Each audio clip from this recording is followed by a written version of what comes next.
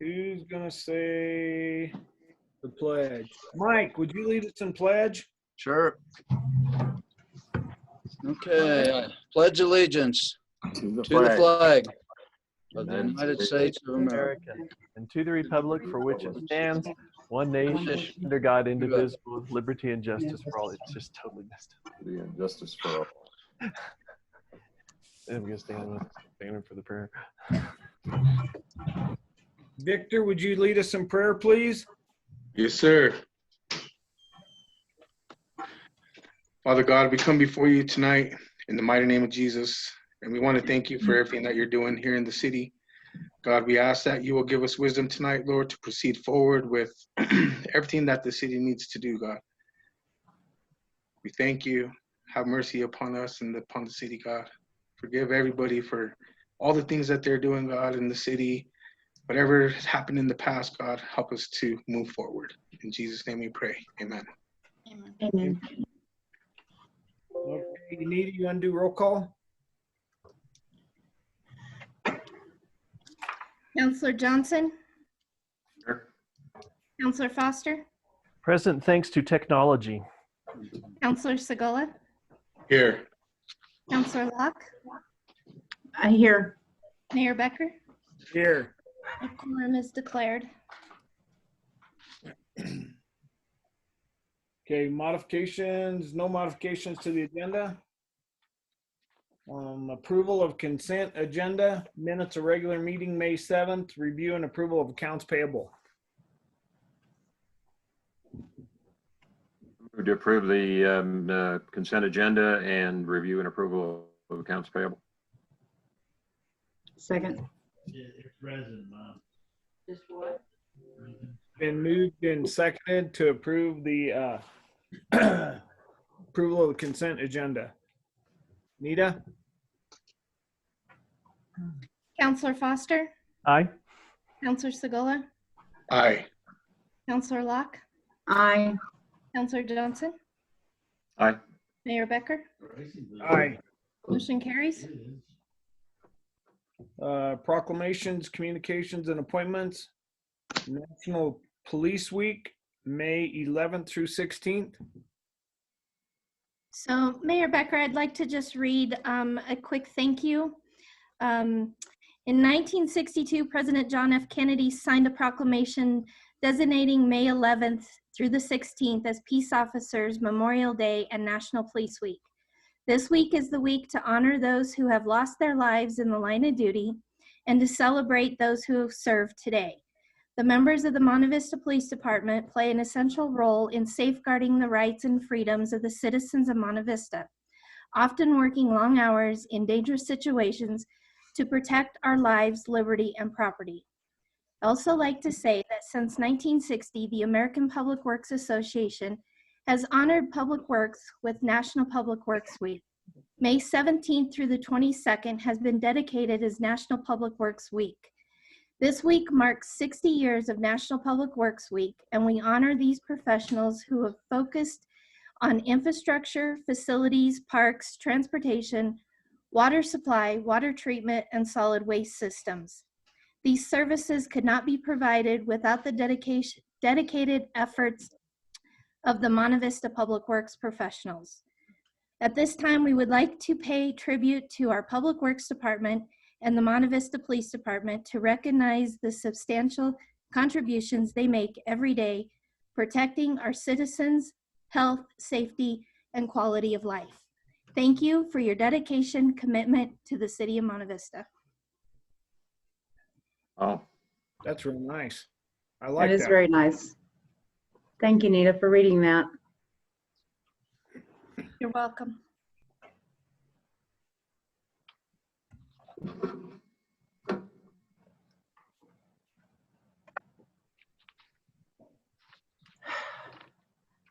We gotta make sure that everybody knows that so we can celebrate that next week. Well, May, I guess it's already happened, huh? So the National Police Week happened last week and the Public Works is this week. Okay. yeah, somebody put in a tribute in the Monte Vista Journal about that, specifically about the police department, first responders. Oh, that's right. That was me. Well, anyhow, it's in there. Well, thank you, Gary. You're welcome. Worth reading. Uh, Apolitical.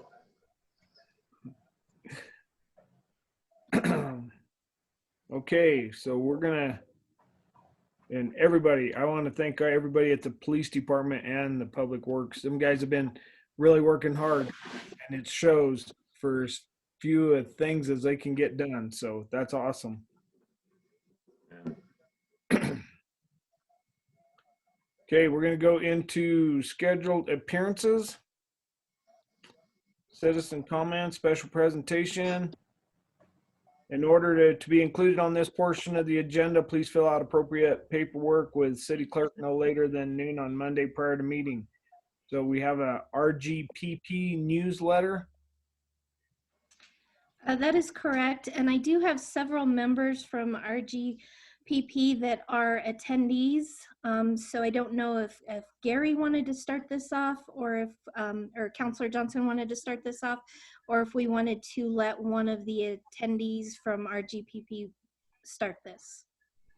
Yeah, they can, they have a full presentation. I did want to introduce them, mostly a couple of the youth advocates from RGP, and I know it's a busy schedule tonight, but this was important. I just sent out a copy of their newsletter, which it's more than about the newsletter. It's about community awareness and participation and support. And so I'll leave it up to them.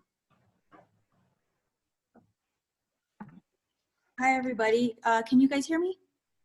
Yes. Yeah. It looks like my camera's off. I don't know what I did there. But I really want to give it to the youth tonight, to Max and Andres. They will speak about a few different points regarding RGPP. And then we'll jump into the newsletter, what that is as well. And if you guys have questions, we're all here to answer those for you. Okay, go right ahead. Cool. Can everybody hear me? Yeah, we got you. Is that Max? Or Andres? This is Andres. Andres. I am not sure if Max is in. Max, are you in yet? Yeah. Can you guys hear me? Yes. Great. It's good that you guys can take some time, to listen to our spiel and everything. And it's really nice that we're able to, meet remotely. So I just wanted to thank you guys first off. Yeah, we appreciate it.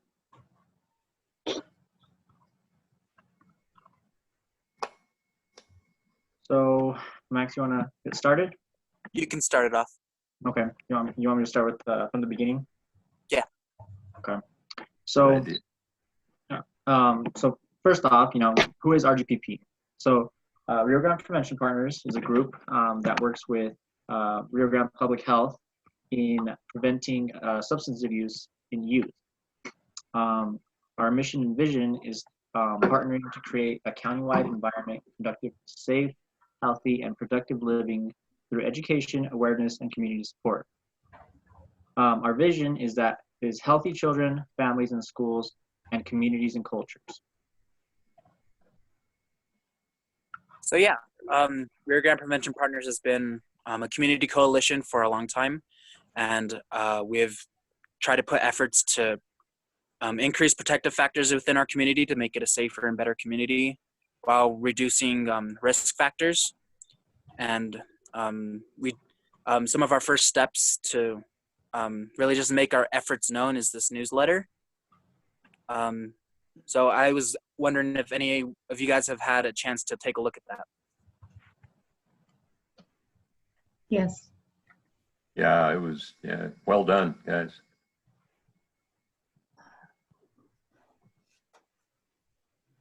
Is Ashley on? Would you like to talk a little bit about the newsletter since you're one of the people that helped create it?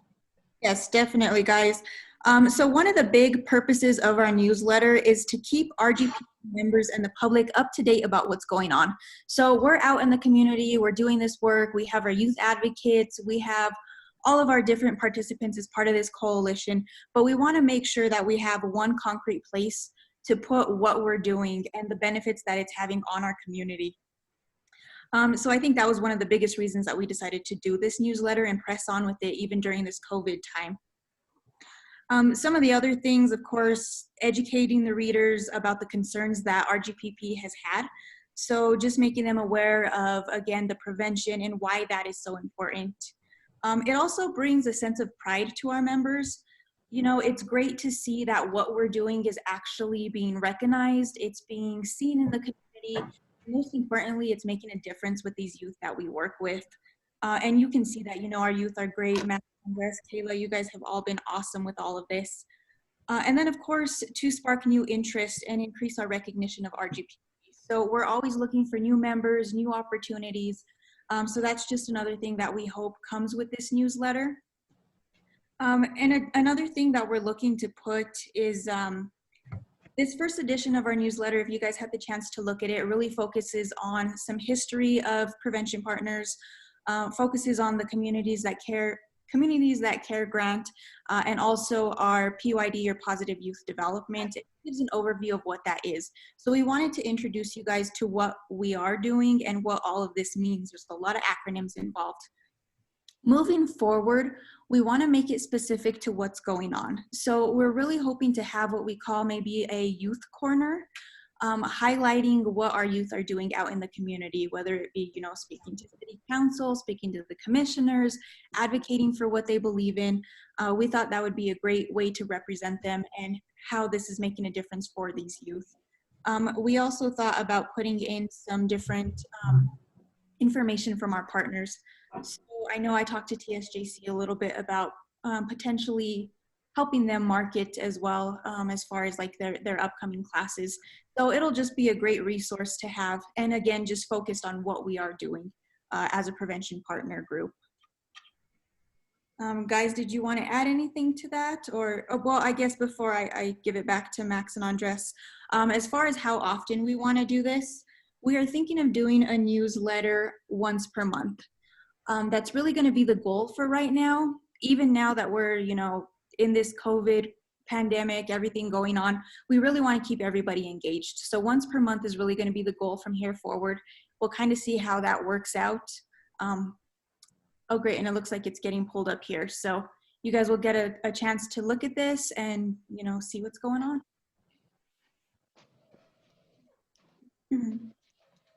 And then if Max and Andres, if you guys want to also talk about maybe how this has impacted you guys as far as being involved with RGPP. Yeah, we'll talk about that and a little bit of PYD. PYD and PTC. Yep. So do you want to start it off, Max? Or you want me to? You can. Okay. So RGPP is a community coalition comprised of community members and agency representatives from different sectors. So law enforcement, education, government, etc. And it's been an organized coalition since 2006 that's primarily focused on youth substance use, like alcohol, tobacco, marijuana, etc. So in 2016, Rio Grande Prevention Partners changed its mission and vision to be more inclusive and encompassing. So we changed our mission to partnering to create a county-wide environment to conduct safe and healthy and productive living through education, awareness, and community support. And this is where we kind of derived our vision and just where we wanted to head towards, just the healthy children, families, schools, and communities and cultures. We meet monthly, the first Tuesday of each month at 1:30 to 3, either in the Del Norte Annex or the Monte Vista chambers. And the meetings alternate each location, each month. So currently, 2019, the coalition is funded by 3 state grants: the Office of Behavioral Health, SDEPP, and then Communities That Care. And RGPP consists of 5 work groups. So funding, data, public relations, resource assessment, and then community board maintenance and policy. And as well as an executive team. And the executive team oh, go ahead. And the executive team is comprised of the chairs of the work group. And this has provided many opportunities for youth to grow and become more useful in their own communities. So as a matter of fact, me and Kayla are on this executive team. And we, as board members, come together to try to just really steer this coalition. I like to think of it as a boat, and we're just really steering where we want to go and where we're heading in our future. So with that, RGPP has really impacted me in several ways because I started off when I was a freshman, which was 4 years ago, which is crazy to think about. Time just really flies. But throughout those 4 years, it's really just helped me become my own person, and it's helped me taking steps to become an adult. I've gotten so many leadership opportunities. Like I've presented in front of county commissioners, city councils, town councils, the school boards. So I've just really honed in some skills that I can use in the future. Yeah, me, it's pretty similar. I didn't join until much later, though. I joined last year in around October, but I'd heard Max telling me about it much earlier than that. But I think it's really important, and I think RGPP has given me the opportunity to hone in my presentation skills, be a part of the decisions that affect our communities, as well as help make the decisions that impact our generation and the generations that come after us.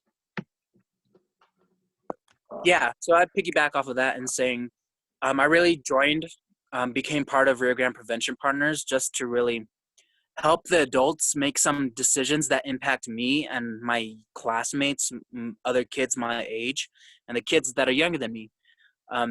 We started this country off because we had no representation in England.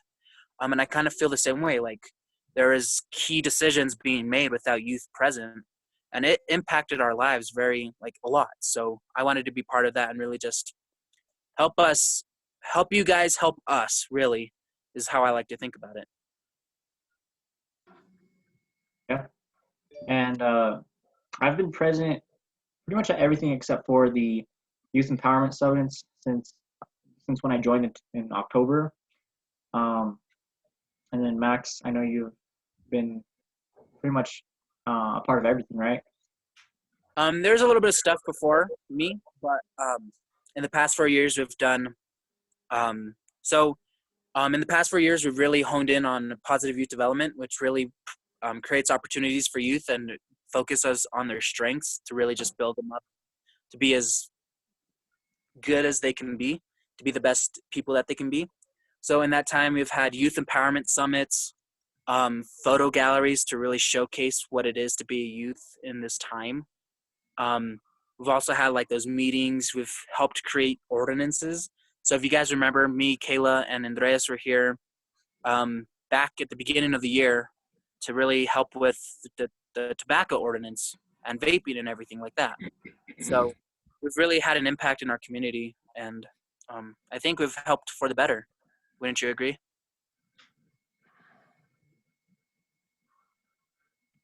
I would definitely agree. Yeah.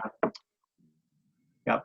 Max and Andres, I think you were both involved in outreaches to the younger kids in the middle school. Is that right? Yeah, we like to really reach out to them and then try to get to recruit them when they become of age, really. Yeah. I think it's important to involve youth in the decisions that are made, even if it's not, you're not going to include a 6-year-old because they don't know very much yet. But once they become of age and once they understand a little bit more, then they can start being included in some of these impactful decisions that are made. And I think that's important. Yeah, for sure. Nancy explained it to us is that we're bridging a gap between the adults and youth because we have so much potential that goes untapped because there are these stereotypes that youth don't necessarily have the capacity or like the drive to help people, or like just that there's like stereotypes that they're lazy and that they're not interested. But I really think that's not really true because with the help of youth, we can get a lot done and accomplished, and youth really just provide a good they think in a different way, so they just provide different ideas and a different way of thinking about things. So they're really beneficial when you implement positive youth development and just build them up.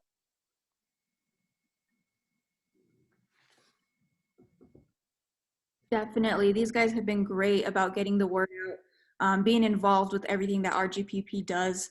So that was a main focus, and that will be a main focus of our newsletters going forward, is everything that these guys are doing, everything the youth that is doing, how they're involved in the community, and just how this positive youth development is really making a difference within our communities. Yep, and with the newsletter, we can get, the word out that we're a thing and that we're doing things in the community.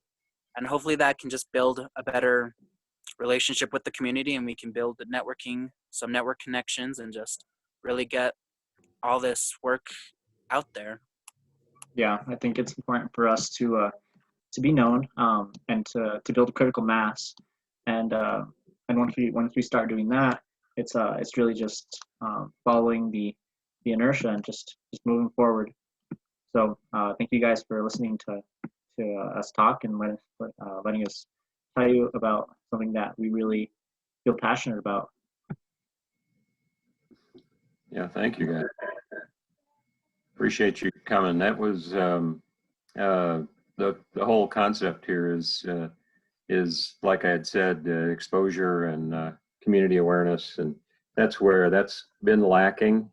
And this newsletter, I'm believing, with its distribution and just getting the word out a little bit more and a little bit better, is going to make all the difference for the youth in the community. So I appreciate your work on that. Thank you guys for being here. Thank you. Thank you guys for having us. I really appreciate you guys being here. I always say that it's you young people that will be the people that will be running the city council meetings and running a lot of this stuff. So hearing you guys talk and your initiative to step out of the norm is awesome. So thank you very much. Thank you. Does any of the rest of the council have any questions or anything for these folks?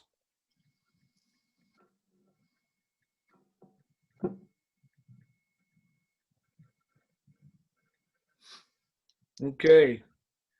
Well, let's go ahead and move on to the Tri-County Senior Citizens and Housing City Funding.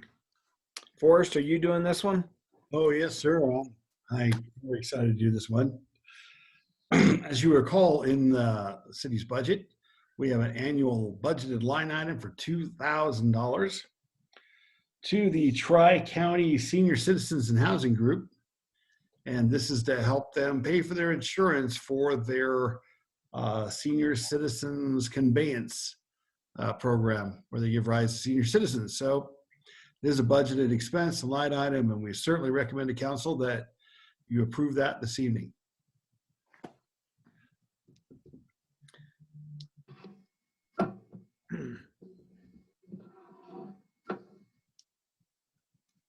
So we need an approval. We need a motion on the floor. Yeah. Well, I move to approve the Tri-County Senior Citizens Housing request for city funding already represented in the budget. I would second that. It's been moved and seconded to approve the Tri-County Senior Citizen funding for $2,000. Is there any more discussion? Unita? Counselor Foster?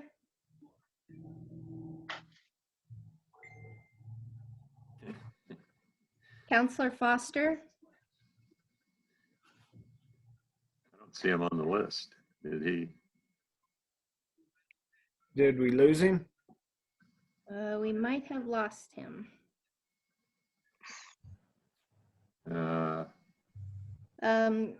Counselor Locke?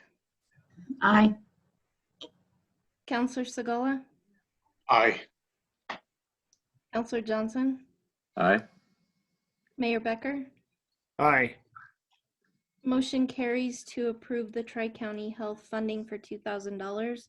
And I will try to get Counselor Foster back on. Thank you. Okay.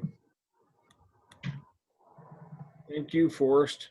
This was a, if I remember right, Forrest, that was a pretty serious discussion last year during budget, right? Mm-hmm. Yeah, that's what I was thinking. All right. So now we go to citizen comments. City Council welcomes your unscheduled comments. Please limit comments to 3 minutes. Council will not take action at this meeting.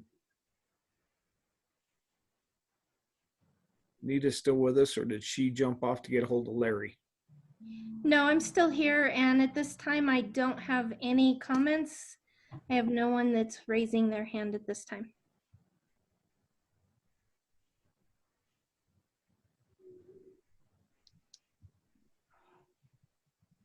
Okay.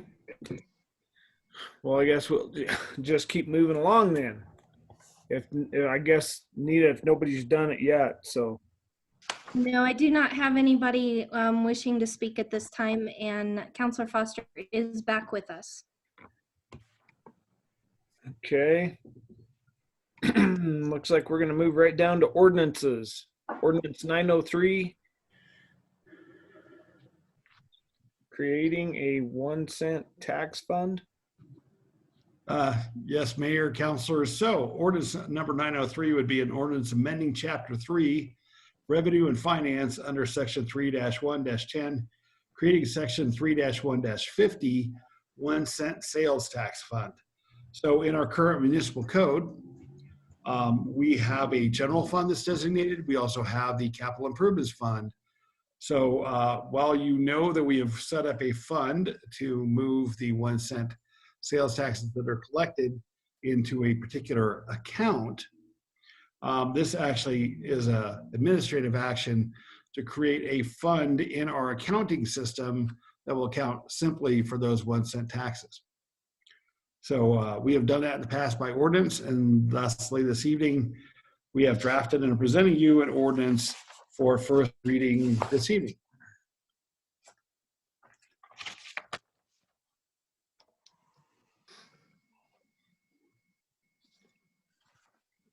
I know it's pretty exciting, but It's my job here. I'm looking at it. Sorry. Do I need to I read move it? to approve ordinance 903, creating a 1 cent tax fund. Second the motion. It's been moved and seconded to approve ordinance 903. Is there any more discussion? Nita? Councilor Locke,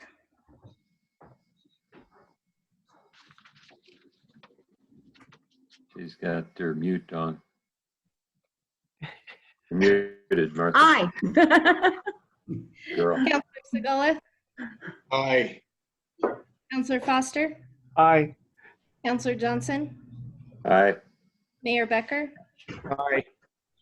Motion carries to approve ordinance 903, creating a 1 cent tax fund. thank you. Thank you. All this tax stuff that's been going on the last year has been, it continues to be trying, doesn't it? Indeed.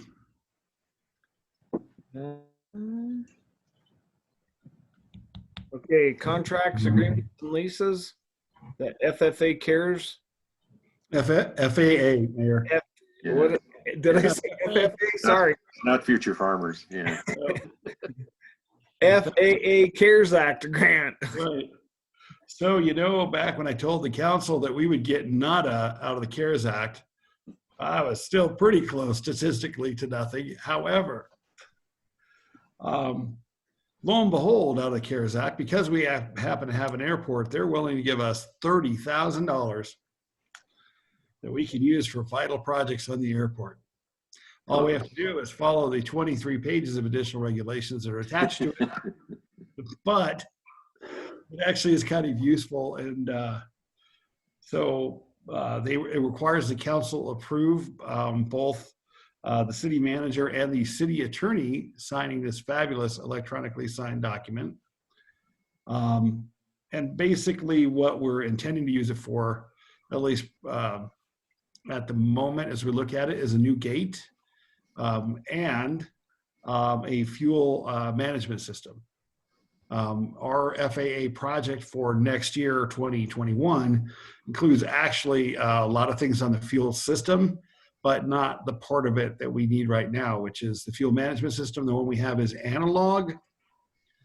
And you may have noticed we're in a digital world, so it doesn't work very well, and it's no longer supported by the people that sold it to us. So we'll probably be replacing that, fixing the gate, and a couple of building lights, and that's what you get for $30,000 these days. But we were pretty happy to get it, so we would certainly recommend that council approve the city manager and city attorney executing the agreement with the Federal Aviation Administration for this CARES grant.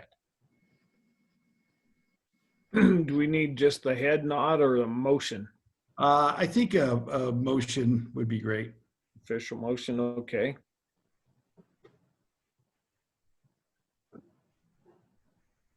Anybody? Motion that the council approve the city manager and the city attorney to sign the FAA CARES grant. Second. It's been moved and seconded that we approve and allowing for the city manager and the city attorney to sign this paperwork for the FAA grant. Is there any more discussion? Nita? Counselor Locke, Aye. Counselor Segala, Aye. Counselor Johnson, Aye. Counselor Foster, Aye. Mayor Becker. Aye. Motion carries to approve for the city manager and city attorney to sign the FAA CARES grant. Sorry, Thank Nita. Well, very good. Thank you. Will that replace that, the electronic gate? Is that the gate you're talking about? Yeah, that fabulous piece of, Scissor equipment? yes, there we go. Yes, that will go away. Nice. That thing's dangerous. Yeah, it's pretty scary. Okay.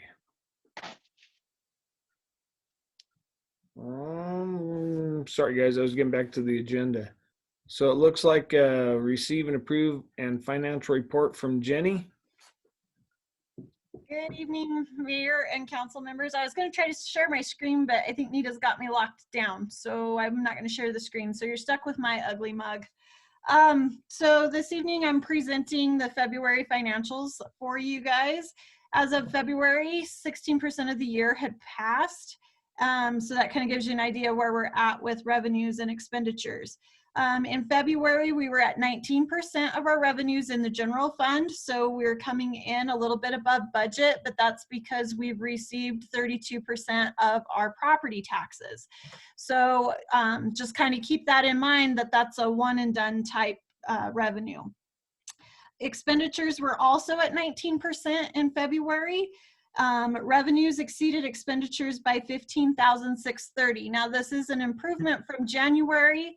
However, to give you kind of a perspective of where we were at in 2018, we had $83,000 in fund revenue in the general fund. So that's, again, you know, our revenues haven't quite seen the impact from COVID. And again, we don't know what's going to happen there, but we understood that our expenditures kind of got a little out of control at the beginning of the year. And so that's why we've proposed the budget cuts that we've proposed and asked staff to limit their spending.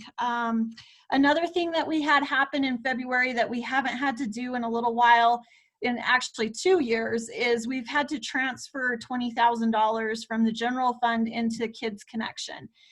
You know, Anika's done a great job the last couple of years of getting those funders and donations and grants, but as you guys are aware, a lot of these foundations are holding on to their money this year and are waiting to see what happens with the COVID virus and the pandemic and everything before they start handing out money.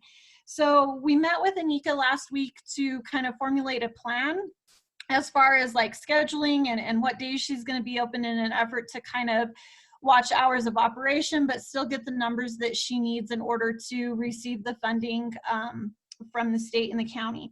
So we're keeping a close eye on that. We had budgeted about, I believe, $45,000 for the year for Kids Connection to transfer if we had to.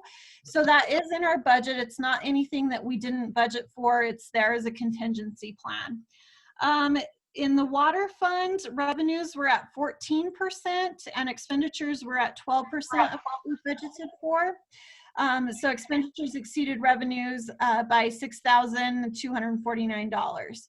In sewer fund, revenues were at 22% and expenditures were at 14%, which brought the expenditures over revenues down from what it was last month in January. So that is an improvement, even though expenditures are still exceeding revenues. Total cash in bank as of February was at 2.6 million, with 1.6 million being in SLV Federal and almost $1 million being in Colorado Trust. So Nita, if you want to scroll to the next page. The next page is from a newsletter from CML that kind of shows what other municipalities are doing. A couple weeks ago, CML sent out a survey to most of its members asking them to answer various questions on how they're reacting. And as you can see, we're kind of trending with what everybody else is doing. We're anticipating a reduction in sales tax. We're just not sure how bad that's going to be. We've suspended all of our late fees and shut-off fees in the enterprise funds, which is the water and sewer, in an effort to help our community, get through this trying time. The other thing that we have done that's a lot like everybody else, obviously, is we're reducing our expenditures. And the very last thing that we're hoping that we don't have to do, we probably won't know anything on this until about mid-July, but that's if we have to do personnel layoffs. So like I said, this is just basically informational. If you're kind of wondering what other municipalities are doing, I think this is a really great sheet that shows that. So if you have a chance and want to look at that, you're welcome to. One thing that I do have that's kind of not on the agenda is we met today as a management team group in order to kind of get the Citizens Academy up and running. So I wanted to give you council members a date to tentatively plan on for our first session with the Citizens Academy. We're going to shoot for the night of June 11th, and we're requesting that all council members go through this academy with our 1 cent committee that has been appointed. So we're hoping that we'll be able to, on June 11th, hold this live person face-to-face class. If not, we'll do a Zoom meeting, but we definitely want to get it up and going so that we can get through it all and in time for budget season. So this will be a 6-week course that will end in the mid-July will be the last session that we'll have. And then, as you know, the management team and employees and staff and everybody start meeting in August to early September to start formulating the draft budget. So that's why we're really pushing to get this academy up and going in the next couple of weeks. So with that, I don't have anything else unless you guys have questions for me. What'd you say the academy was? What'd you call it? It's the Citizens Academy, and so what it is it's each department head will present to the attendees things that they do within their department, the services that they offer, their employees, and what they do. And our hope is that we can reach the 3 goals of this academy, which are to increase the knowledge of our citizens, to foster involvement from the citizens into our city, as well as public relations. And so those are the 3 main goals of why we're doing this, and also just to kind of educate the committee as well on things that we're going to need to do as far as budgetary goes with those 3 departments that are affected by the 1 cent sales tax. So yeah, that's kind of where we're at with it all. Okay. Thank you, Jenny. Yep. Thank you. Thank you, Jane. Anybody got any questions for her?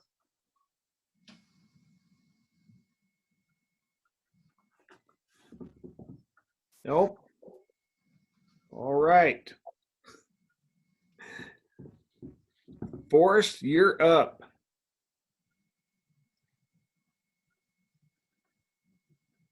Okay, sorry about that. Playing along in the background. So I don't have a lot on my report that we're not already talking about in some fashion tonight. Later on the agenda, the council will have a discussion about appointment of a city attorney.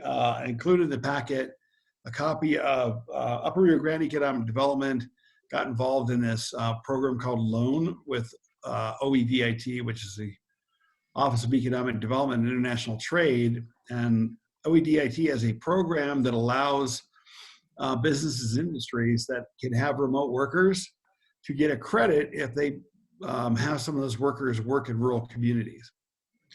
Not really sure statistically how that's going, but URGED, the board, we decided we would like to participate in that. So we created this brochure specifically to market to those who might want to come here and work remotely. And that's one of our strengths, as we all know, is because we do have a super fast, high-speed internet here, and that's a real boon to someone that, you know, could be working for a company in Minneapolis or Denver or Castle Rock, whatever. So I think that was a good effort on your GED's part. We also improved our website somewhat, and that's still a bit of a work in progress. And then, excuse me, also I gave you a copy of the Great Recalibration version 2, and that was a webinar that was hosted primarily by Sam Mamet, and, you know, just some good thoughts on reopening government. You know, I will point out, my opinion is that we're a little bit different than a lot of other people. I know everyone says that, but we really are. You know, we don't know exactly what our financial results are going to be just yet, or what the effects are going to be, but certainly we're not in the same water so far as places like Boulder, where they're anticipating a quarter of their entire budget's gone, which in their case is $40 million. And they've laid off like 700 people.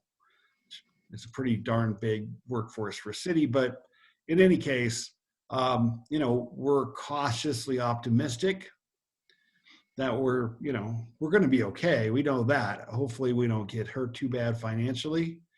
And we've avoided laying off any employees, or furloughing them is the common popular term apparently, but we really try to avoid that. We have a couple position vacancies we're not filling. We're not hiring any seasonals at this point. So, you know, we're saving money that way. And but we are at the point with the budget cuts that we've proposed internally that if we don't achieve those and things go south, then we will have to look at personnel. And I know I've said that before, and Jenny said that before, but that's kind of where we're at. But I don't think we're at a terrible place. So, you know, there are some encouraging signs, and we just have to see where they lead us. But a couple businesses I was worried about whether they reopen or not have. So that's kind of good. So we're starting to see more life and vitality in our community. And I, you know, personally was glad that they opened up a barbershop somewhere so that I get a haircut, because that was important. And once again, you know, our city employees have really stuck in there and done a great job, and, you know, through a fairly trying time. And so I'm very proud of all of them for stepping up and doing the job, even though sometimes it was a little difficult, a little scary. We did reopen City Hall in a, you know, I wouldn't call it a limited basis, but we reopened this week, and there was not a huge flood of people that came in, and most that did came just to pay their bills. A lot of the people that I work in with in community development that are working on developments or building things and stuff that Nita works with too, you know, they're just like, yeah, I can email you my zoning application. I can talk to you about the phone about what I want to do. I've done a couple of Zoom meetings with developers. One I won't give away yet, but if they do it, it'll be a really exciting addition of some townhomes to our community, some brand new ones. So fingers crossed on that, but I'm really excited. It could be a really good development for the community, and they're working on it right now. So hopefully we'll know in the next couple months. I can tell you about it, but they seem to be very cognitive of what they're doing. They got a good plan. Actually, I really like it. Be very attractive. So hopefully that will pan out. Other than that, I think that's all I've got for now. Obviously, we have an executive session tonight, and you'll probably get tired of hearing me speak during that, but we got a bit to cover there. So unless you have any questions, that's about all I have.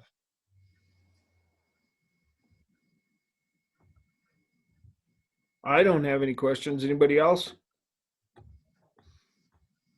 I'm saving all my questions for later. All right. Okay. Council committee, commission, council reports. Discussion about city attorney. So we did receive an email and everybody answered and sent their response. So now it's time for everybody to step up and decide how we're going to do this. I didn't weigh in on that email simply because I wanted to see what everyone else said. I wanted to give credence to the sage and wisdom of the seasoned counselors and mayor. And I also wanted to see what the newer ones of us had to say before I weighed in on that. So I'll just weigh in now. I believe that we should just go ahead and put out the, is it the RPG? Is that what it's called? RFP. And actually, That's excuse a me? rocket propelled grenade, Martha. So, Well, you know, let's just do that too. I'm okay with that, you know. No, please do not have that on record that I called for that. Give me the right letters. An RFQ. Somebody, Martha, RF, it's part of the record. it's gonna be in the record. Well, RFQ in this case. this shot heard around the world. Anyway, whatever letters there are, RFP. I think maybe we just need to go through the process, though. I see the pros and cons. I see the more money spent doing it that way. I see the possibility of possibly interviewing and hiring someone from out of the area, which would cost us more. That's money we don't really have right now. But at the same time, I think the citizens want to see us go through the process. So there we are. There's my weigh-in. Okay. Help me out, Dale. I don't know what to do now. Yeah, well, I'll jump in at this point in time. I did respond to the email chain on the straw poll. I do feel that we should go through the process of interviews. We owe it to the city and our constituents to pick the very best person, and I don't know any other way of doing that than going through the process. People that I have talked to have suggested that we go through the process, and so I feel that we should as well. I'd like to add, just for the record, you know, because I added something bad earlier, so I'm going to add something good now. I have absolutely no problem, Mr. Trujillo, with you at all. That is not why I'm suggesting to go through the process. I'm doing it only because I think it's what the citizens want us to do, and it's our job to represent them. Right. Yeah, I haven't heard back from too much response about that. Mostly some other issues, but yeah, I will certainly go with majority. I'm more interested in, at this point, with everything else going on, for the simpler solution rather than establishing the expense for an election. Obviously, that's there's absolutely nothing wrong with that idea. There's also nothing wrong with going with what's working, but that's just my opinion. And at this point, I'm very much in favor of keeping things simple and keeping things on track with what we've got working, and then maybe put off that election until later. Consider it again after the first of the year when we get out of this mess that we're in. But that's just a thought. Well, knowing this, it wouldn't be an election. It's just where we put it out, get the, and if correct me, one, I want to know that Mike will put in again. Are you still with us, Mike? Yes, I'm fine. I'm fine.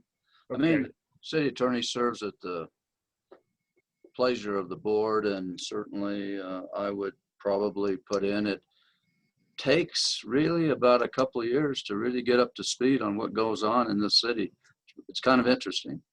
But in any event, I would put in for the position for sure. Okay.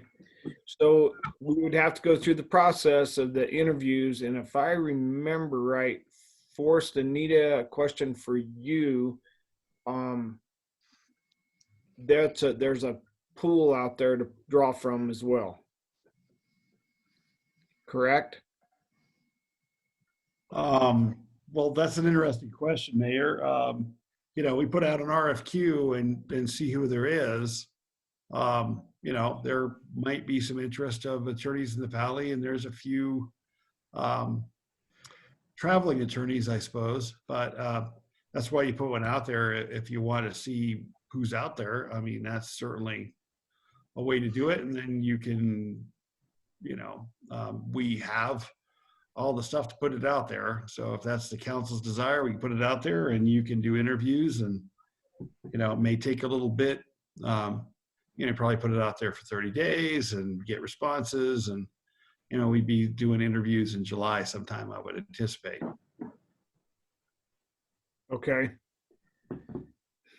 So I'm going to put this one. I think we should go ahead and this one needs to be motioned on. But Victor, you're being off quiet. Is Victor still with us? Yeah, I'm here. I got kicked off a little bit ago and had a problem getting back on, but I'm here. Okay. We were talking about the RFQ for the city attorney. Did you catch the conversation? I caught the latter end of it. Okay. So we're deciding on going ahead and putting out an RFQ, and Mike will apply as well, but we'll RFQ for approximately 30 days. So we put that out, and then we will do interviews accordingly with whoever applies. Okay. Okay. So I want to hear a motion on this one because if we're going to be official about this, I want to have it as a motion because I feel like the citizens have felt like we have been dragging our feet, but we have had a lot of water under this bridge, and we've been through a lot as a council. It's Victor and Gary and myself. So I would like, if we're going to do this, and I want to hear a motion on it. I move that we put out the RFQ, wrote it down this time, for the position of city attorney. Second the motion. It's been moved and seconded to start an RFQ with the city attorney. Is there any more discussion? Unita? Counselor Johnson, Aye. Counselor Segala, Aye. Counselor Foster, Aye. Counselor Locke, Aye. Mayor Becker. Aye. Motion carries to to put out an RFQ for the city attorney. Okay, so when will this go out? Probably sometime in the next, let's see, long weekend, etc. We'll get it out within the next 2 weeks, Mayor. Okay, and then we'll post it for 30 days. Right, so we'll try to make it run for most of June and probably have them all submitted by the first council meeting in July. And so you'll have a list of candidates, and you can, that you'll get as council members Then you kind of vote on who you want to interview. You know, you kind of get to review the apps and go, yeah, you know, and everyone kind of weighs in on that. Then we invite people to the interviews and such. So, yeah, you should have the proposals submitted by the first council meeting in July. We'll make it run that way. Okay, very good. Is everyone content with that? Sure. Okay. So this is where I need to, oh no, wait a minute. We have council, city council or council reports like Gary, Victor, Forrest, or what's your name? Larry? Sorry, Larry. And Martha, yeah. And Martha. So Yeah. yeah. Martha's right there below you. Yeah. No, I'm not going to say anything else. I'm done. I'm done. I'm afraid I'll say the wrong letters again. No, I have some things. Okay. Well, Martha, why don't you go ahead and start us off? Well, it's just from the chamber. The chamber has been taking part in a lot of really informative various meetings.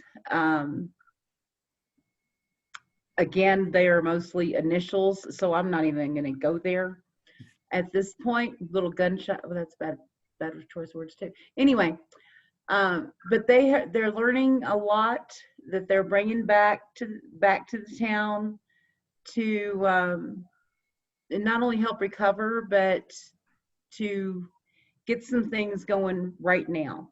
And they're looking at how these other towns are being successful as far as their economic development in general and in this situation. And what are those towns doing that we are not? And I plan to meet with them again Tuesday to find out what those common denominator success habits are, and present them to council next time, and maybe we can implement some of those. But I think they're going about it the right way. You know, if you want to be successful, look at someone who's successful. Do what they did. Emulate that.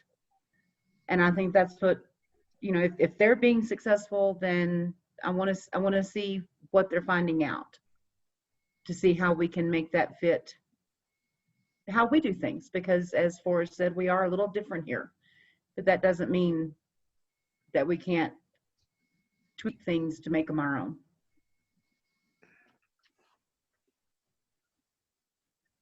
I agree with that. We need to do whatever we can.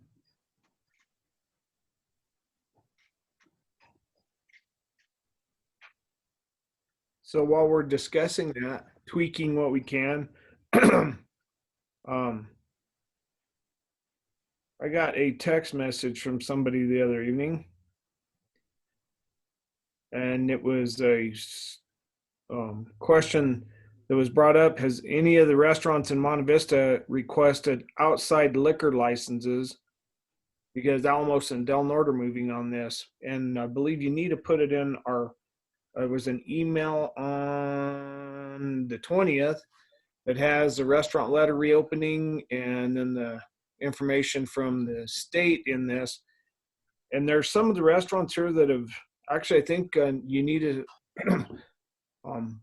there has been an application for one so they can actually serve outside the door of their premises in their parking lot.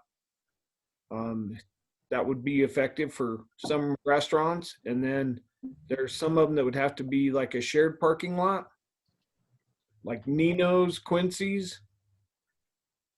And Nita, if you're going to step in here, go right ahead. So I currently do not have any of the restaurants that have come forward for serving outside of their premises. We currently have one restaurant, which is Stars and Strikes, who has a permanent license to have outdoor liquor serving in their little patio area. That was approved last year. So right now there's currently none that have stepped forward asking for outdoor permits to do that.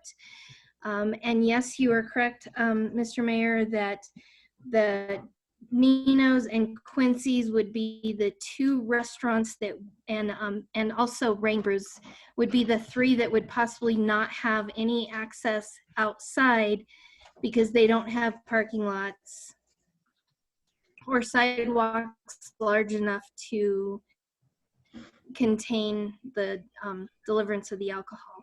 In the paperwork that I sent you, it's the Restaurants Association, their outlines for reopening, and also the draft guidelines from the governor's office. I met yesterday for 2 hours with the liquor division, and so I also have guidelines of how restaurants can go about applying for the outdoor liquor permit to serve outside their premises. I have guidelines that allow them to serve within a parking lot or even a street area. So if they do come forward, it's a pretty streamlined process. The state has made it so they are going to turn them around very quickly. They've made it so it will only cost $150, not the original cost of $500 to $1,500 to do a permit. It will be a temporary permit. Right now, they do not have a close date on it because nobody knows when the pandemic will be over. So the temporary outside of the premises serving would go until the pandemic is over. Okay, so as we talk about this, they can either come forward or we could offer them that opportunity and let them know about that. So I don't know, because like Rain Brews, Quincy's, and Nino's, the closest parking lot to them would be the city's parking lot right there on the corner of, what is that, Jefferson and the highway. So that would leave us to have to decide on, like, if there's certain times that we would allow that parking lot to be closed, I'm assuming, to offer that to them. But I think instead of us waiting for them to come forward, as Martha said, let's see what other people are doing. Let's quit waiting on what everybody else is doing. Let's take a little initiative of ourselves. So I think that we ought to maybe send a notification out to the restaurants to let them know, because like Mountain View has their own parking lot. Yeah, and they have a tent as well if you put it up. What other ones? The Chinese restaurant has their parking lot. In the back. Stars and Strikes has theirs, which they already have a permit to do so. Baldo's has a parking lot. The Taqueria has the parking lot. Fernandez has a parking lot. So basically the three restaurants that this would affect for parking lots or that type of outdoor service would be Nino's, Quincy's, and Rain Brews. And Forrest and I did speak about this, and definitely we can move forward at sending out a notification to the restaurants, giving them the guidelines that that the Restaurant Association has put in place, and we should know Monday. Governor Polis will have the full guidelines for reopening restaurants, and we can go ahead and send that to them as well. And I can send them the guidelines for the liquor permit as well, if that is what council chooses to have us do. There is something that Denver has done with this situation where the restaurants didn't have large parking lots. I don't know if we could do it here or not, but I'm gonna toss it out here and see what you think. They have closed some of their smaller streets, so I'm not suggesting Highway 160, during low traffic times, to allow the restaurants to move the tables out there and have and have extra space. Now, if we're talking about Quincy's and Nino's and Rain Brews, that would be obviously Adams Street. That wouldn't be very, I don't know that we could do that during the daytime, but there's not a lot of the businesses on Adams Street open in the evening at supper time.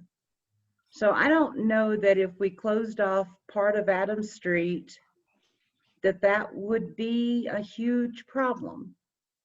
Again, I'm not suggesting we do this. I'm just throwing it out because it is something that's come back to me as from the chamber that has been done and has worked.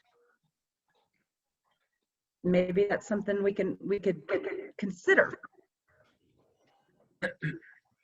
discuss. So Forrest and I did discuss a little bit of that today, and again, that's at council's direction for staff and what you want to do. But Forrest and I also spoke about if you've been downtown Salida, you see where some of the Salida restaurants actually have like little patios in the parking lot or the parking spot. Not saying that the businesses would need to put a full-on patio, because one of the requirements for the liquor license is just like roping the area off.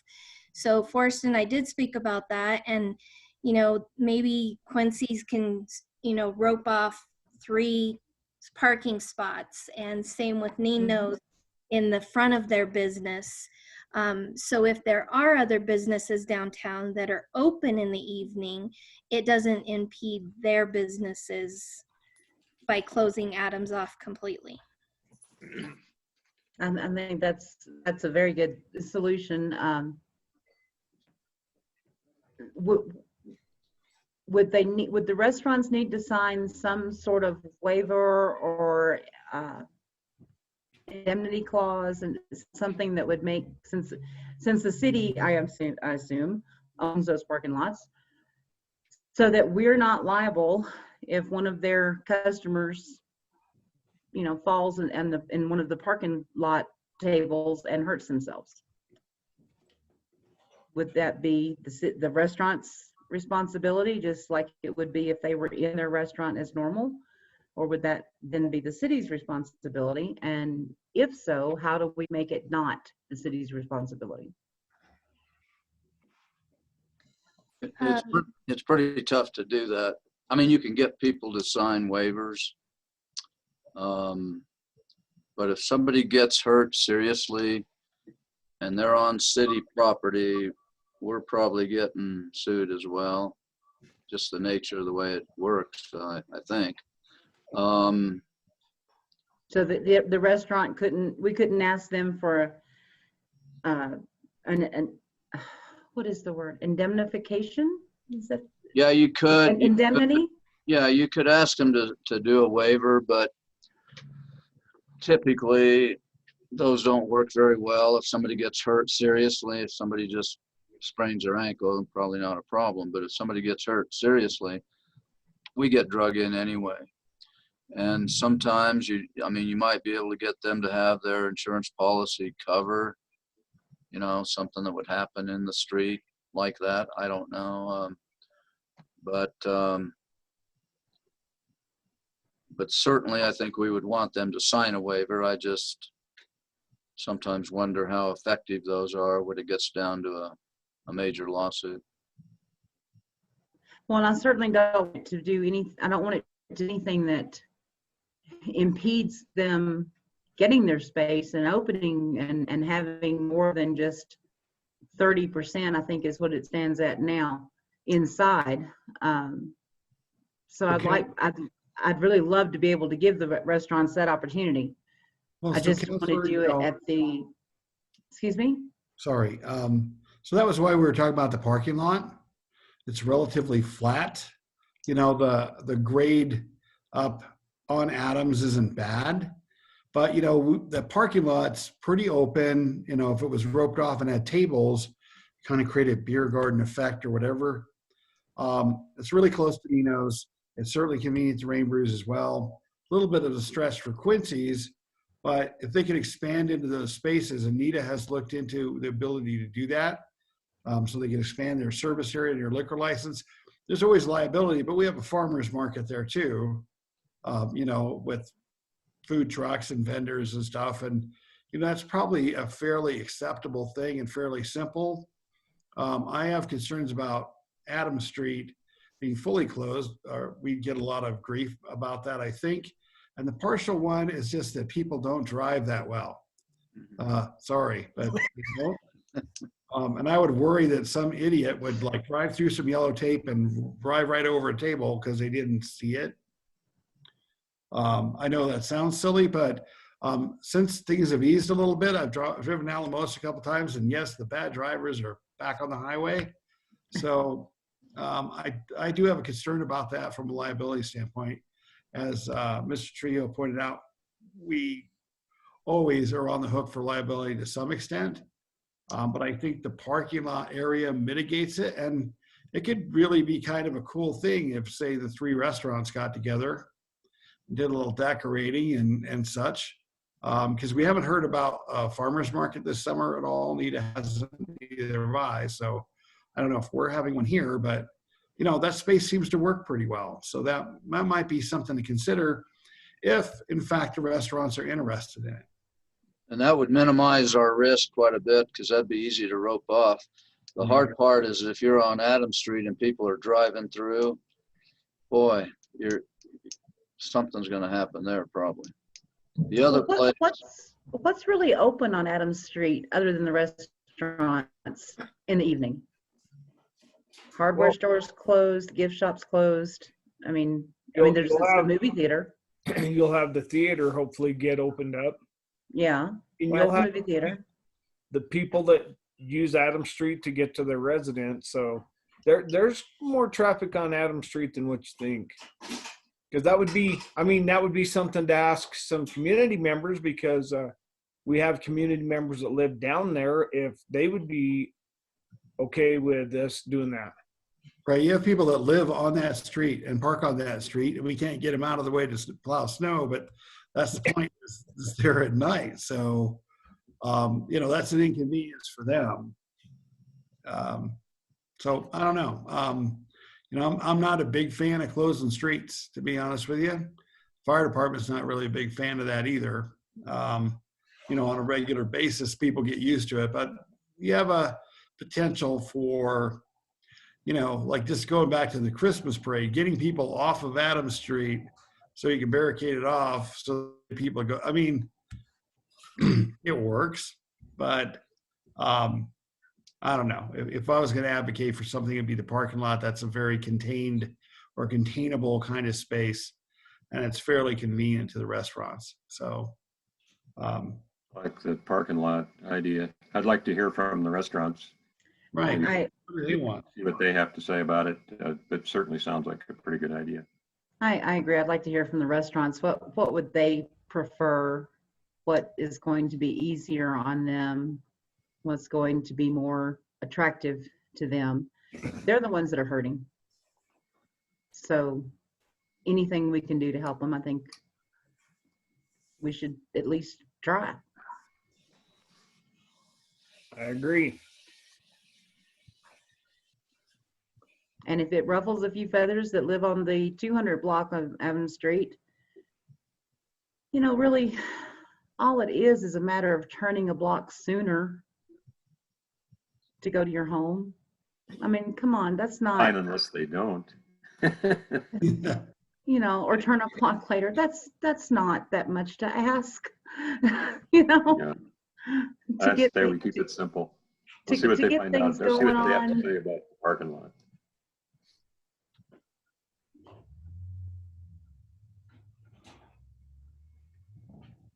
Okay. So council, is it, am I understanding correctly that you're wanting me to send out that information to our restaurants? Yes, ma'am.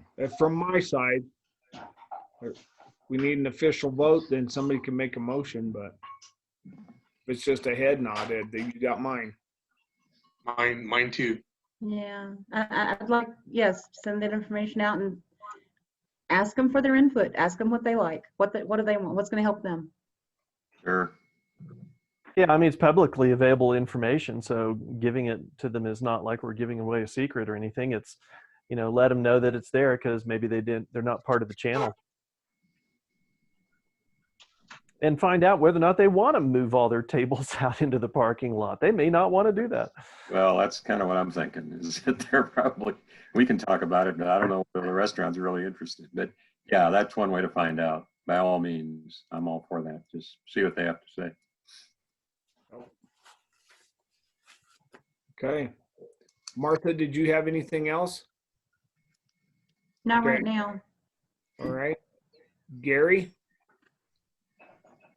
No, just wanted to reemphasize the Memorial Day weekend. The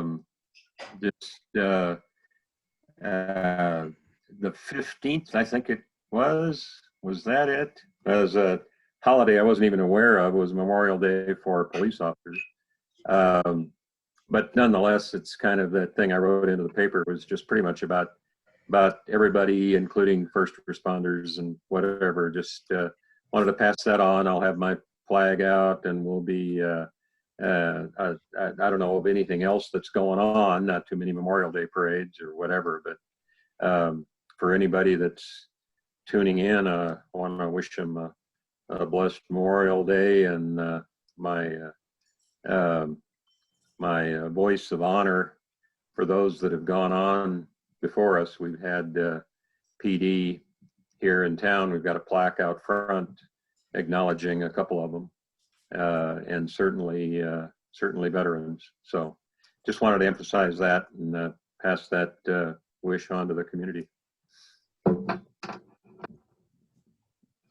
Thank you.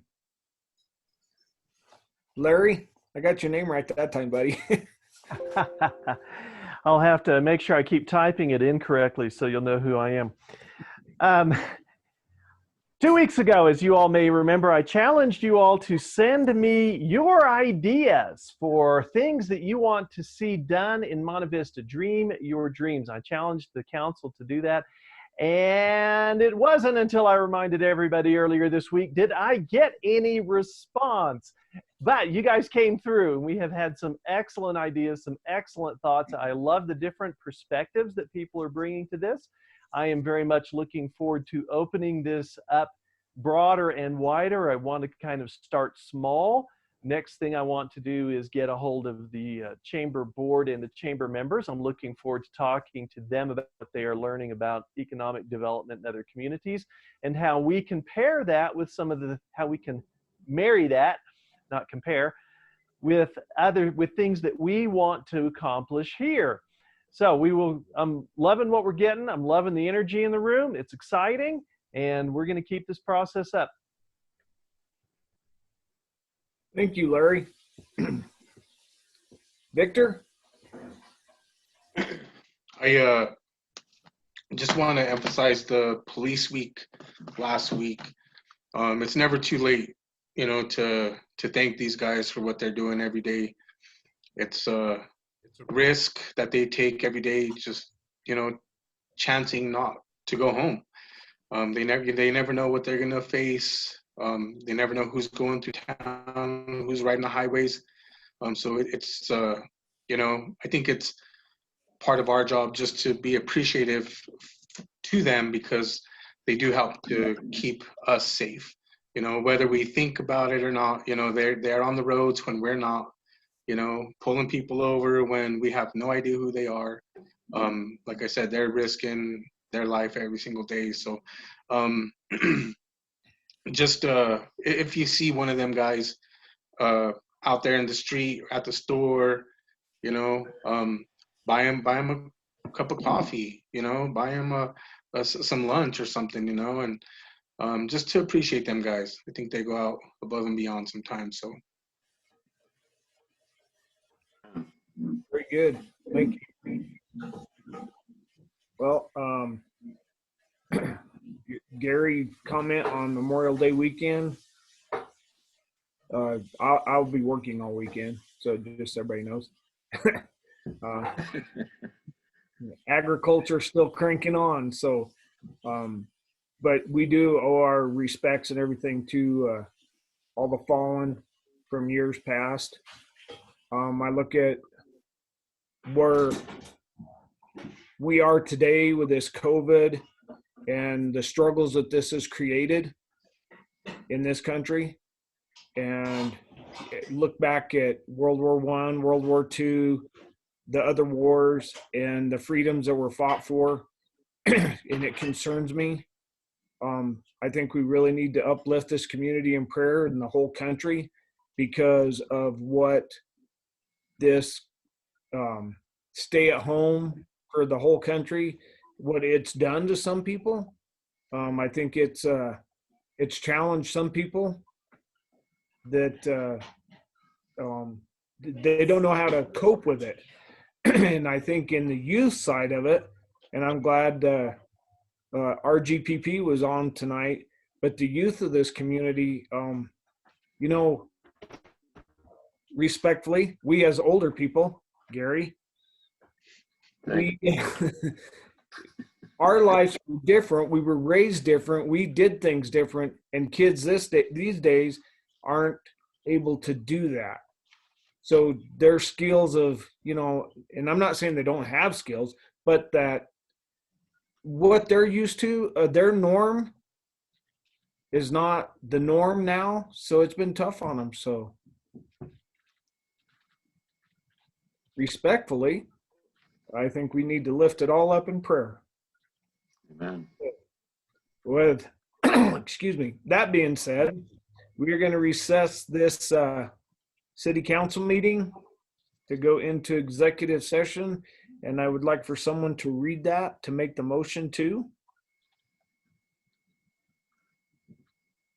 Or I can read it and then somebody needs to make the motion. We're going to executive session for I'm looking for a motion to go into the executive session for the purpose of determining positions relative to matters that may be subject to negotiations, developing strategy for negotiations, or introducing negotiators under CRS section 4-6-402. So I moved. So moved. Second. I hope I did that right. So we have a motion on the floor to go into executive session. Unita? Counselor Locke, Aye. Counselor Segola, Aye. Counselor Foster, Aye. Counselor Johnson, Aye. Mayor Becker. Aye. Motion carries to go into executive session. So at this time, I will end this meeting and I will send you all out an invite to meet in executive session. Thank you.